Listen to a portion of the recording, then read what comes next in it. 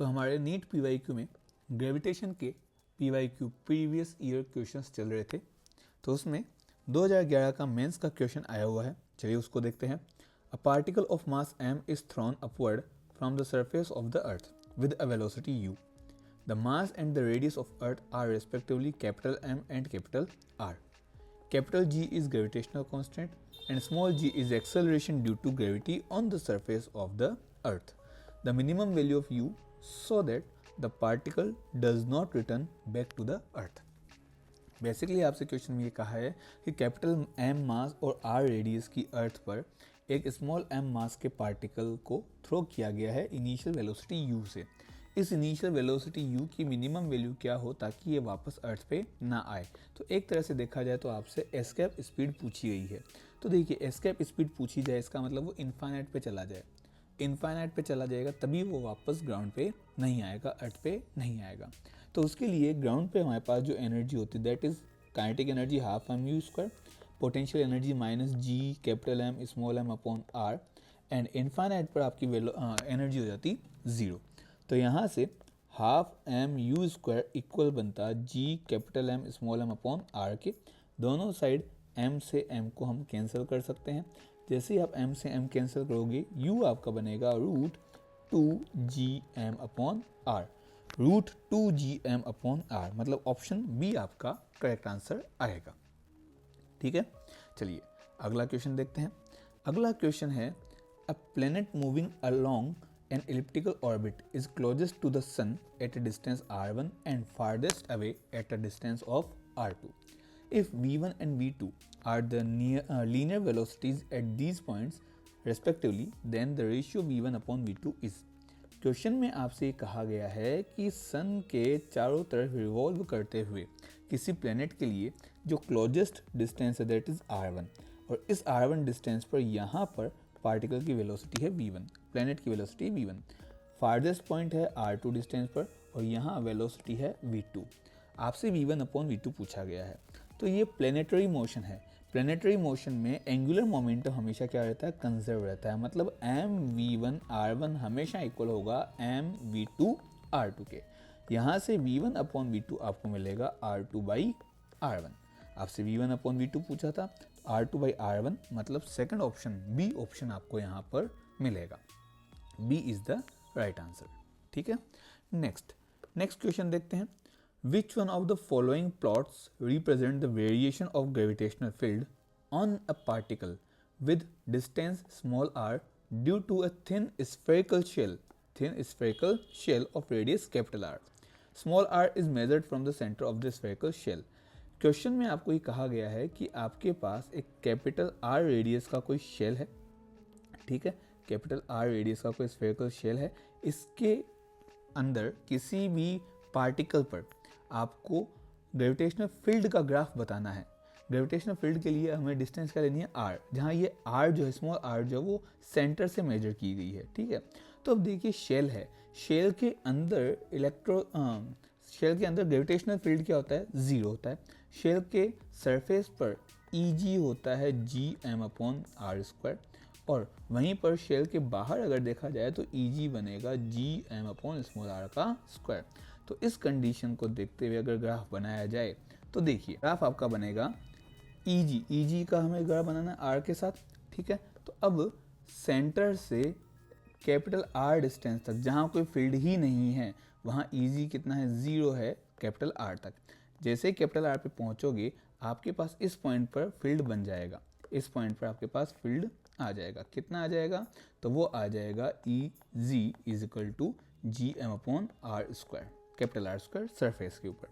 उसके बाद में Eg जो है वो स्मॉल r स्क्वायर के इन्वर्सली प्रोपोर्शनल है, तो मतलब ये ग्राफ आपको मिलेगा।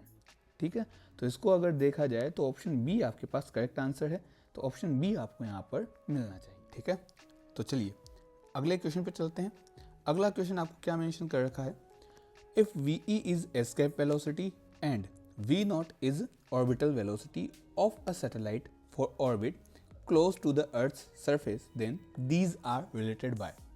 वी ई एस्केप स्पीड है और वी नॉट ऑर्बिटल स्पीड है। आपसे ये पूछा गया है कि इन दोनों में रिलेशन क्या होता है। बहुत ही सिंपल सा आंसर है, वी एस्केप होता है रूट ऑफ 2GR, वहीं पर वी ऑर्बिटल आपके पास मिलता है root of GR।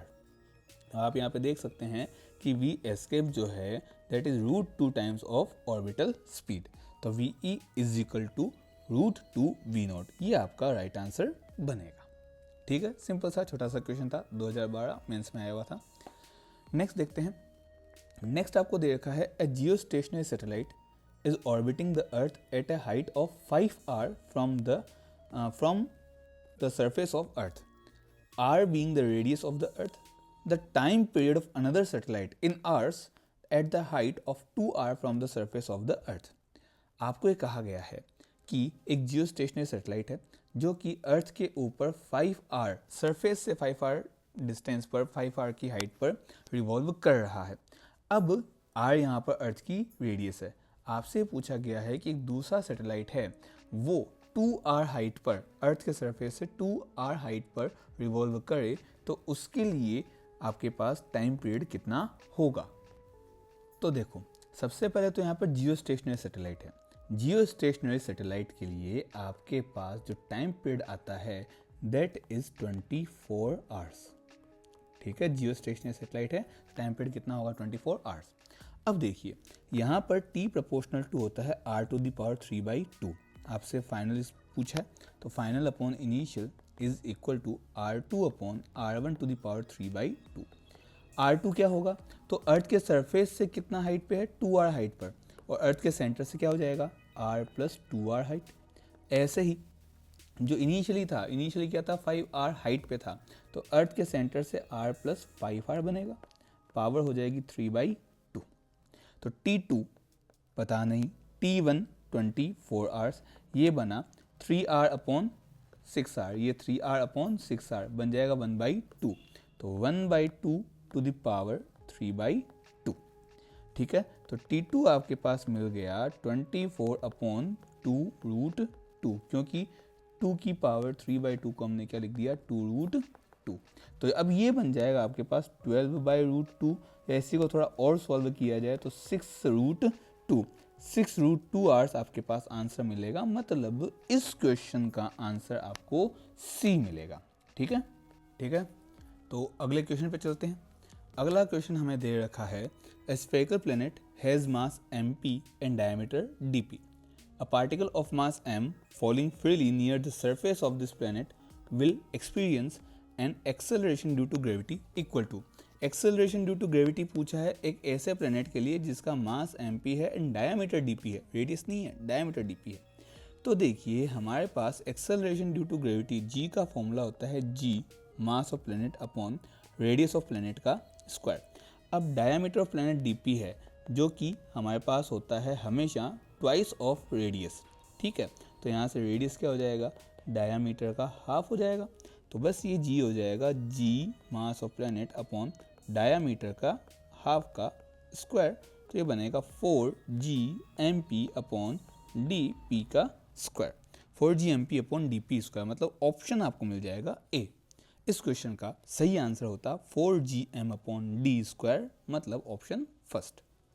Next question, the height eight which the weight of a body becomes 1/16 of its weight on the surface of earth, जहाँ radius r है, क्या होगा। देखो, क्वेश्चन में बोला है वो हाइट बताओ जहाँ हमारा वेट और ओरिजिनल वेट या हम कहें सरफेस पर वेट का 1/16 हो जाए। तो देखिए, आपके वेट में मास तो चेंज होता नहीं है, चेंज क्या होता है, सिर्फ और सिर्फ ग्रेविटेशनल एक्सेलरेशन चेंज होता है, जी की वैल्यू चेंज होती है।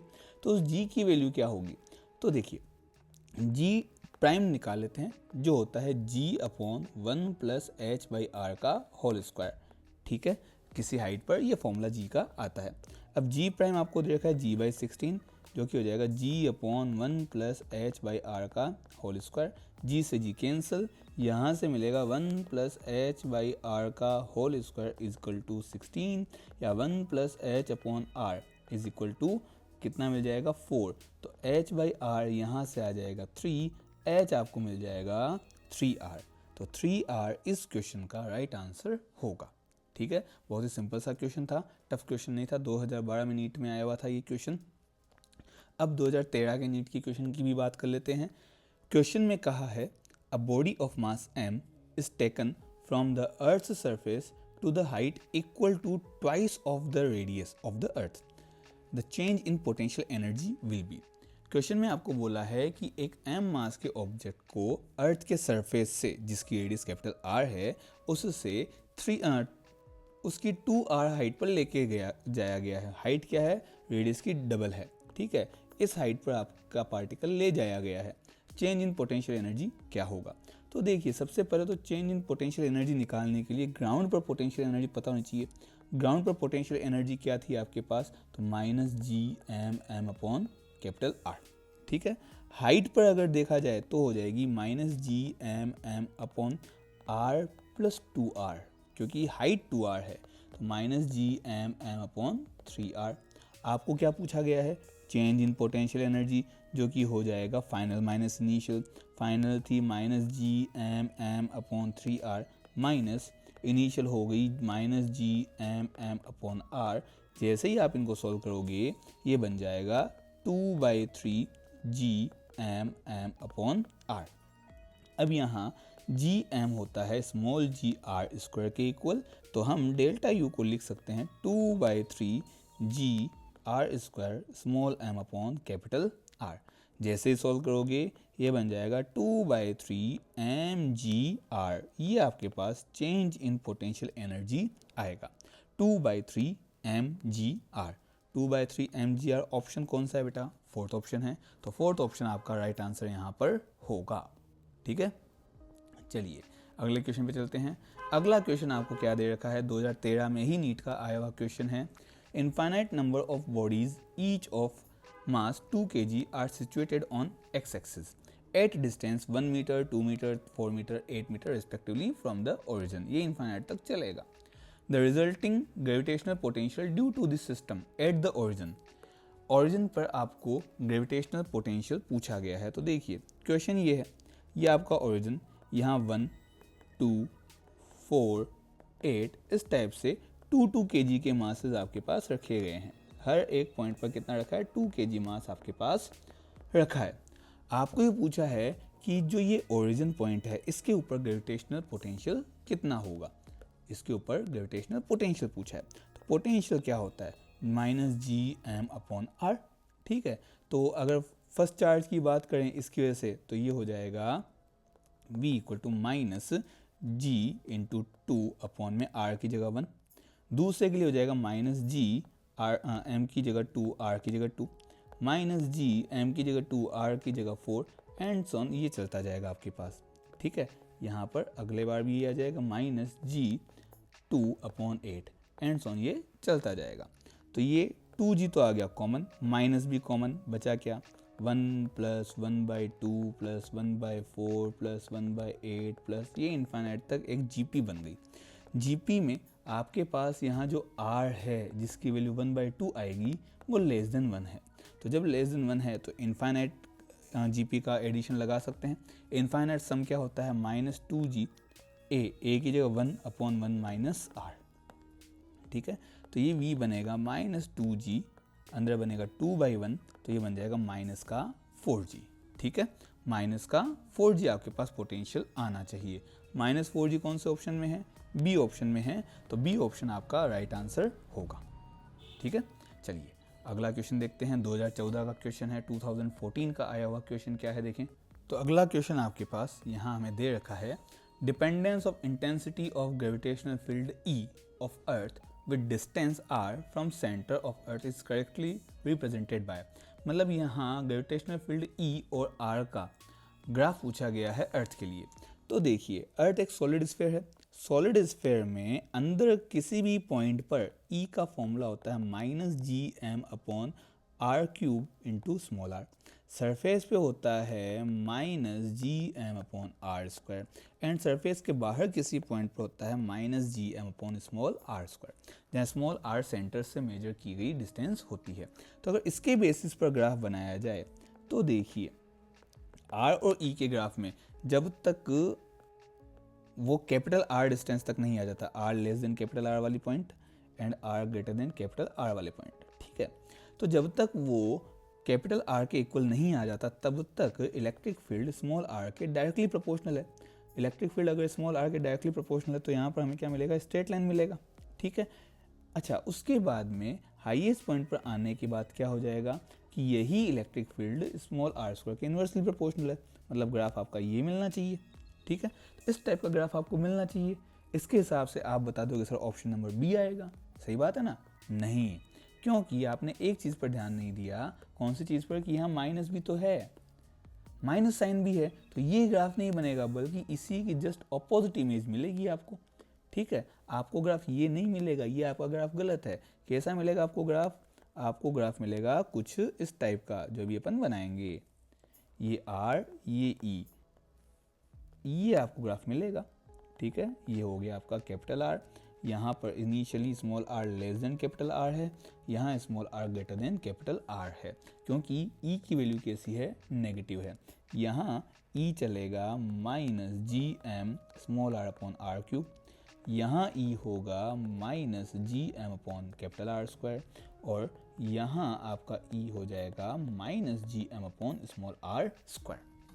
तो ये गलती मत कीजिएगा कि आप सीधा ग्राफ बना दो, सीधा ग्राफ नहीं बनेगा, ये गलत है, बल्कि कैसा बनेगा? उल्टा ग्राफ बनेगा, क्योंकि यहाँ नेगेटिव साइन भी आपके पास आ रहा है। ठीक है, चलिए इसी के साथ अगले क्वेश्चन पे चलते हैं। अगला क्वेश्चन क्या है? अगले क्वेश्चन में ब्लैक होल आ गया भाई, 2014 का ही क्वेश्चन है नीट का। A black hole is an object whose gravitational field is so strong that even light can not escape from it. Black hole एक ऐसा मैसिव ऑब्जेक्ट होता है जिसका ग्रेविटेशनल फोर्स इमेंस होता है, और उस ग्रेविटेशनल फोर्स से लाइट भी पास नहीं हो सकती। To what approximate radius would earth, जिसका मास आपको दे रखा है, have to be compressed to be a black hole. Earth की रेडियस कितनी हो कि ये ब्लैक होल की तरह बिहेव करे? तो देखो, अर्थ की रेडियस इतनी होनी चाहिए कि लाइट भी एस्केप ना करे, मतलब एक तरह से जो एस्केप वेलोसिटी है वो सी के इक्वल होनी चाहिए। तो मतलब C equal to 2gm upon R के इक्वल बनना चाहिए। आपको रेडियस चाहिए, वो बन जाएगा 2gm upon are, sorry R नहीं, सी स्क्वायर। अब 2g की वैल्यू क्या है हमारे पास? तो g की value 6.67 raise to power minus 11 होती है। m दे रखा है 5.98 इंटू 10 टू द पावर 24, और c मतलब 9 into 10 raise to power 16 square करना ना, तो ये आ जाएगा आपका रेडियस ऑफ अर्थ, जो कि आपके पास वैल्यू आ जानी चाहिए। सॉल्व करने पर ये लगभग आएगा 8.8 इंटू 10 की पावर माइनस 3, या मैं कह दूँ approximately 10 to the power minus 2 metre के इक्वल। तो अगर या ये कह दें 1 सेंटीमीटर, लगभग 1 सेंटीमीटर आ जाए तो आपके पास लाइट भी अर्थ से एस्केप नहीं कर पाएगी। तो ऐसा ऑप्शन हमारे पास सी है, तो सी आपका राइट आंसर यहाँ पर होगा। ठीक, तो चलते हैं अपने अगले क्वेश्चन की तरफ। नेक्स्ट क्वेश्चन में आपको क्या दे रखा है देखते हैं। 2015 का नीट का आया हुआ क्वेश्चन है। Kepler's third law state that square of period of revolution T of a planet around the sun is proportional to third power of average distance r between sun and planet. That means t square equal to kr cube, where k is a constant. If the mass of sun and planet are capital M and small m respectively, then as per Newton's law, gravitational force of attraction between them is F equal to g m m upon r square. Here g is gravitational constant. The relation between g and k is described as, देखिए इसमें आपको दो बातें बोल दी, दो statement कह दिए, और लास्ट में एक रिलेशन पूछा है। फर्स्ट तो ये बोला गया है कि टाइम पीरियड का स्क्वायर आर क्यूब के प्रोपोर्शनल होता है, तो टी स्क्वायर इक्वल टू के आर क्यूब दे रखा है।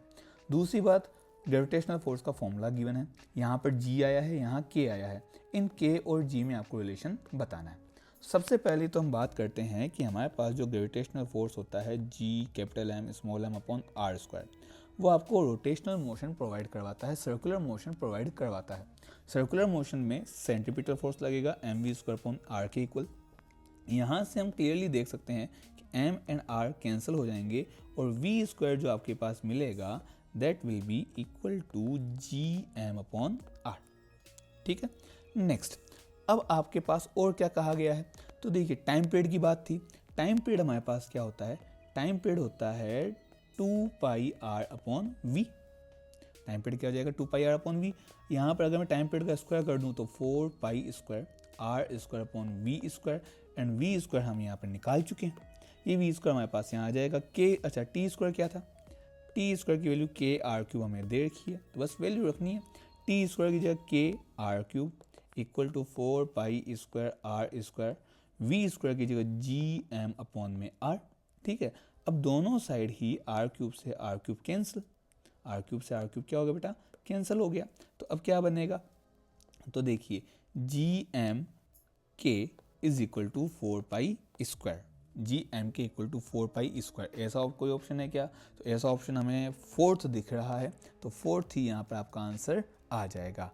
फोर्थ आंसर क्या था, जी एम के अपॉन 4 पाई स्क्वायर, यही आपका आंसर होगा। ठीक है, चलिए अगला क्वेश्चन 2015 में आया हुआ है नीट का question. A satellite S is moving in an elliptical orbit around the Earth. अर्थ के चारों तरफ elliptical orbit में एक satellite S revolve कर रहा है। The mass of the satellite is very small as compared to the mass of the Earth. अब इस सैटेलाइट का मास जो है वो अर्थ के कंपैरिजन में नेग्लिजिबल, बहुत ही छोटा है। ऑप्शंस आपको चूज करने हैं।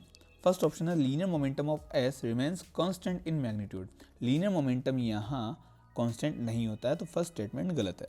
The acceleration of S is always directed towards the centre of अर्थ। ये सही बात है कि सेंट्रीपिटल फोर्स लगेगा और वो हमेशा अर्थ की तरफ लगेगा, इसलिए बी ऑप्शन आपका बिल्कुल सही है। आगे वाले ऑप्शन देखते हैं। The angular momentum of S about the centre of the earth changes in direction but its magnitude remains constant. नहीं, एंगुलर मोमेंटम कंजर्व रहता है यहाँ पर। The total mechanical energy of S varies periodically with time, ये भी गलत है। Total mechanical energy भी कंजर्व रहती है, तो ये भी आपका स्टेटमेंट क्या हो जाएगा, गलत हो जाएगा। ठीक है, तो चलिए अगला क्वेश्चन देखते हैं। 2015 का ही आया हुआ है। 2015 में काफ़ी क्वेश्चन आए हैं ग्रेविटेशन से। A remote sensing satellite of Earth revolve in a circular orbit at a height of 0.25 into 10 to the power 6 meter above the surface of Earth. If Earth's radius is 6.38 into 10 to the power 6 meter and small g is 9.8 meter per second square, then the orbital speed of the satellite is. Satellite की orbital speed पता करनी है, जिसका formula हम सबको पता है क्या होता है, तो जिसका फॉर्मूला होता है v0 is equal to root G M upon small R, या स्मॉल आर हो जाएगा आपके पास में कैपिटल आर प्लस एच। तो g की वैल्यू 6.67 10 रेज़ टू पावर क्या हो जाएगा -11। मास आपके पास दे नहीं रखा है, नहीं दे रखा, तो एक काम करते हैं, ये तो फॉर्मूला अप्लाई कर ही नहीं पाएंगे, ये फॉर्मूला हमारे पास अप्लाई नहीं हो पाएगा, तो एक काम करते हैं, इसी जी एम को मैं स्मॉल जी आर स्क्वायर भी तो लिख सकता हूँ, small G R square upon R plus H का रूट, ये तो कर सकते हैं ना, बस ये कर दीजिए। तो वी नोट हो जाएगा 9.8 multiplied by 6.38 10 to the power 6 का होल स्क्वायर अपॉन 6.38 प्लस 0.25 बाहर आ जाएगा 10 टू द पावर 6 जो कि कॉमन था, इसका रूट सॉल्व करोगे तो वी नॉट लगभग आपको मिलेगा 7.76 into 10 to the power 3 metre पर सेकंड के अराउंड, या हम कह दें 7.76 किलोमीटर पर सेकंड के लगभग आपको आंसर मिलना चाहिए। तो आंसर आपका हो जाएगा ऑप्शन नंबर सी।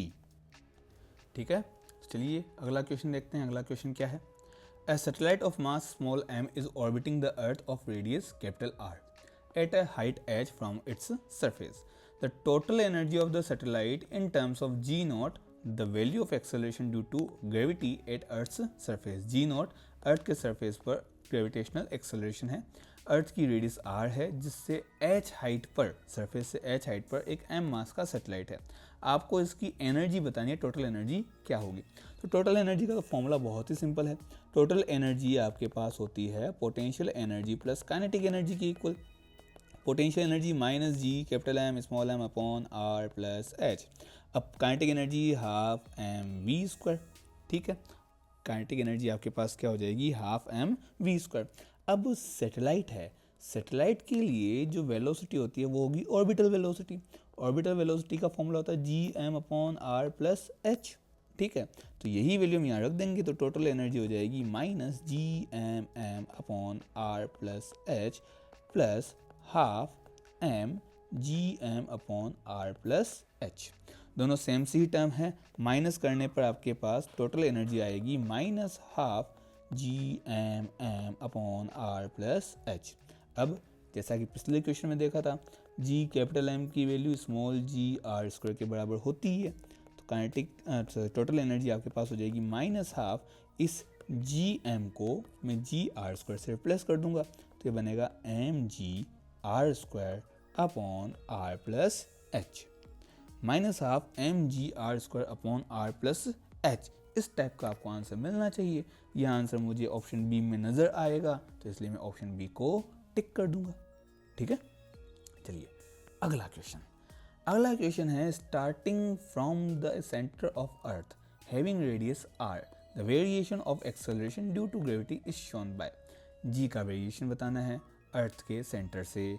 तो देखिए भाई, अर्थ के सेंटर से जब तक आप सरफेस पे जाओगे, यहाँ जी होता है G M small R upon capital R cube. Earth के सरफेस की बात की जाए तो यहाँ जी होता है G M upon capital R square, और अर्थ के सरफेस से अगर आप बाहर जाओगे तो वहाँ जी होता है आपके पास G M upon small R square. Small R ये डिस्टेंस हो जाएगी। ठीक है, तो इसी को ध्यान में रखते हुए अगर मैं small G and small R में ग्राफ बनाऊँ जहाँ r equal to capital R less than R और इस पोर्शन में R greater than capital R है, तो मुझे ग्राफ कैसा मिलेगा? इनिशियली g स्मॉल r के प्रोपोर्शनल है, फिर कांस्टेंट एंड फिर उसके इन्वर्सली प्रोपोर्शनल है। तो आपके पास ग्राफ कुछ इस टाइप से फिर इस टाइप से मिलना चाहिए। तो आपका इनिशियल ग्राफ होगा स्ट्रेट लाइन, जहाँ पर g proportional to small r है, यहाँ g इंडिपेंडेंट है, G M upon capital R square के इक्वल होगा, फिक्स वैल्यू है। और उसके बाद में आपके पास में जो लास्ट पोर्शन है वहाँ पर ये ग्राफ मिलेगा, क्योंकि G proportional to 1 upon small R square है। तो ऐसा ग्राफ कौन सा दिख रहा है बेटा? ऐसा ऑप्शन बी में अपने दिख रहा है, तो ऑप्शन बी अपना राइट आंसर होगा। ठीक है, चलिए 2016 के नीट फेज 1 का क्वेश्चन है, the ratio of escape velocity at earth V to the escape velocity at a planet VP whose radius and mean density are twice of that of the Earth। अर्थ पर escape velocity और किसी planet पर escape velocity का ratio आपसे पूछा है, जहाँ planet के लिए रेडियस और जो डेंसिटी है वो अर्थ से डबल है। तो देखिए पहले तो एस्केप वेलोसिटी का फॉर्मूला देख लेते हैं, वो होता है √2gm/r। ठीक है, थोड़ा इसको मॉडिफाई करते हैं, √2g/r। मास को हम लिख सकते हैं 4/3 पाई r cube volume multiplied by density.